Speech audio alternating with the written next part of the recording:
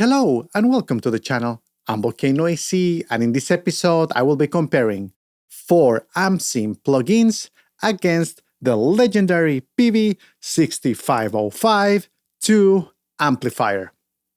This real amp is 120 watts. It has 6 12AX7 preamp tubes and 4 6L6s in the power section. It is a true metal machine and it goes for around $1,600. To see the purchase process, unboxing, and my first impressions of this amp, check out the links in the description below. Today, I will compare this amplifier against the Built-Synth AmpSim in the Amp Room suite from SoftTube. The 5555 amp block letter AmpSim from SoundLab. Tonex amp model after the Peavey 5150 block letter amp, and Van 51 AmpSim from GR6. The real amp and the AmpSims will use a compressor and a tube screamer in front of the amp, and a noise gate at some point in the chain. I will use the cab paired with the AmpSim preset to showcase the sonic capabilities of the plugin. However, in a previous episode, I compared these AmpSims using the same IR. To see that video, check out the link in the description below. The guitar recording process was as follows. I first recorded 2 different tracks, dry, directly through my Apollo X6 audio interface into Studio One DAW. I panned one track to the left and the other one to the right. Then I copy and paste the pair of tracks 5 times. 4 of those pair of tracks got an AmpSim, and the last one was used to reamp the signal using the Canvas reamping box from Walrus Audio. I reamped the 6505 amplifier without CapSim and added the Celestion Speaker Shaper plugin in the DAW.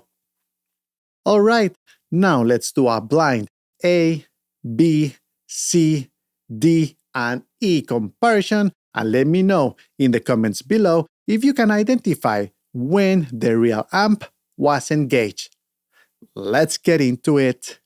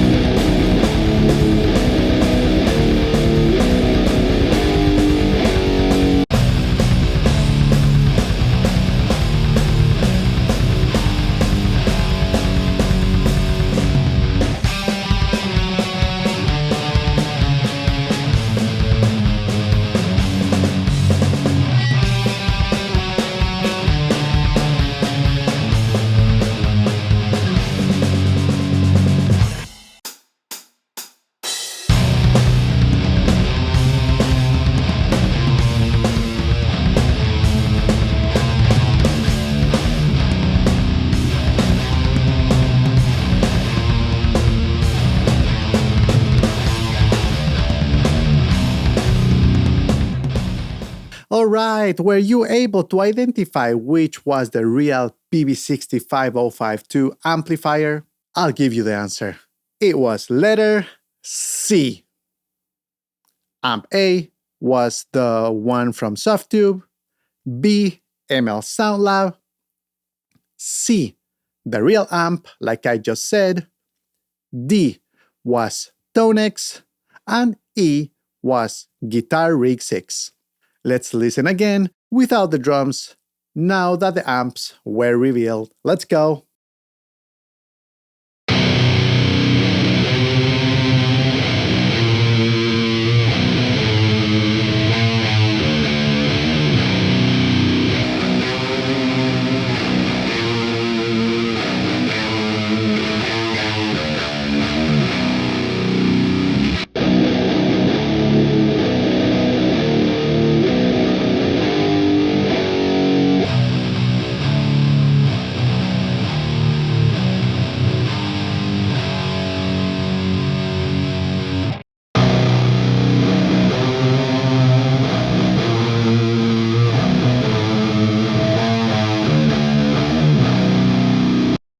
Alright, let me know in the comments below if you prefer the sound of a particular amp sim or the sound of the real amplifier.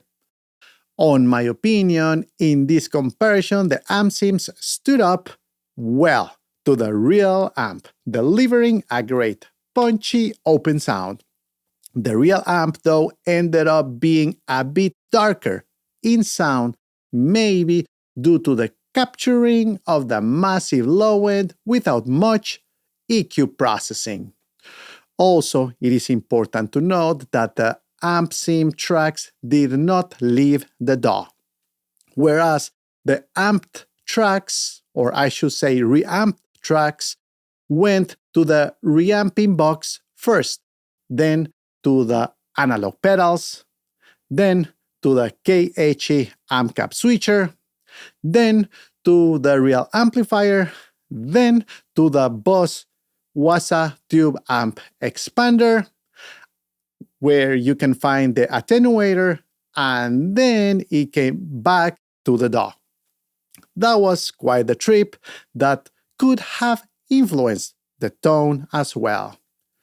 In this video, I shared the sound of the Celestion Speaker Shaper plugin as CapSim with the real amplifier tracks.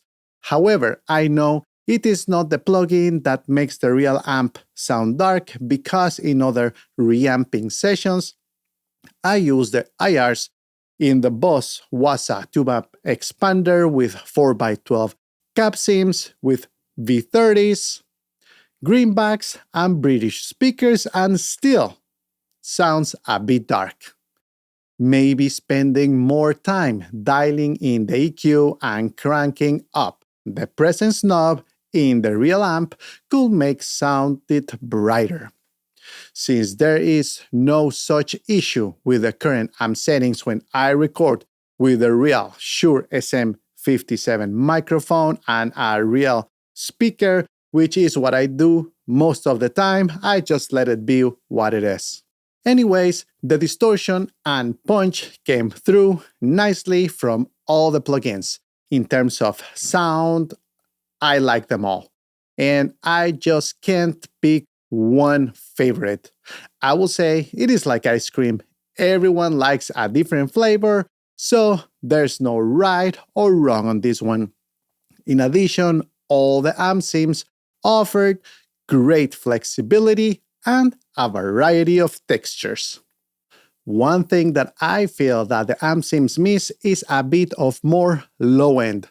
But yes, I didn't crank up the low end knob to the max to match the real amp settings. I feel like in the next comparison, I need to reduce the low end in the real amp and crank it up in the amp sims. Nevertheless, this video showcased the advancement of the amp sim industry and how the emulated tones can be perceived as real amplifiers. And don't forget that these are just my impressions. This was not a research test. This is not a sponsored video, and don't blame the equipment for the mistakes of the player. Alright, and that is all for this episode. If you like this video, don't forget to smash the like button, and for more videos like this, don't forget to subscribe. Thank you for stopping by, and I'll see you on the next one. Bye bye!